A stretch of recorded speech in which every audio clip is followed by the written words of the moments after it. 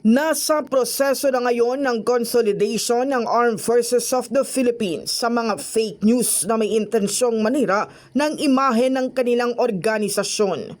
Ayon kay AFP spokesperson Colonel Francel Margareth Padilla, lahat ng mga nagpapakalat ng malisyosong balita laban sa AFP ay sasampahan nila ng reklamo. Let this serve as a clear warning.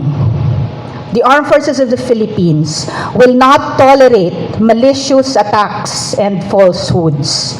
We are a professional and honorable institution dedicated to our constitutional mandate.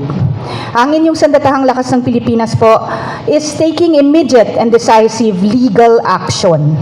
We are preparing to file criminal charges against the individuals responsible for creating and propagating this malicious content.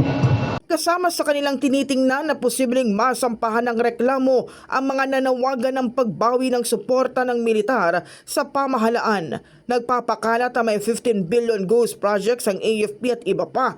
At paggigiit ni Padilla, walang formal meeting na naganap kay AFP Chief of Staff General Romeo Brawner Jr. at sa retired AFP officials para sa pagbawi ng suporta sa pamahalaan. AFP also clarifies online videos circulating about an alleged meeting between the Chief of Staff of the Armed Forces of the Philippines, General Romeo S. Brawner Jr., and a group of retired officers led by retired Major General Romeo Poquis.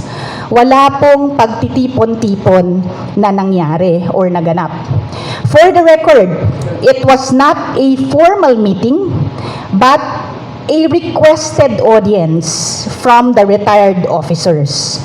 Ang in-emphasize po ng ating Chief of Staff dito is that the AFP will not be drawn into any calls or actions outside our constitutional mandate, and that our institution remains solid, unified under his leadership.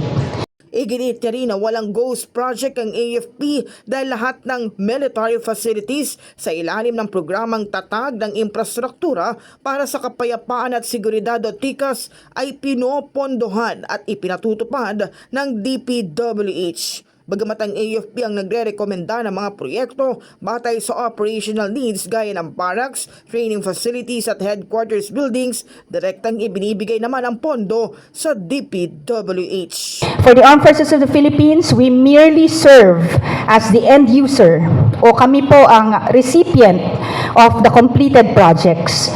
Reckless and unfounded allegations not only harm reputations, but also erode the trust in institutions whose men and women risk their lives daily to defend and protect our nation. In the heart of changing lives, ako si Brigada Kath Austria ng 105.1 Brigada News sa FM Manila, the Music and News Authority.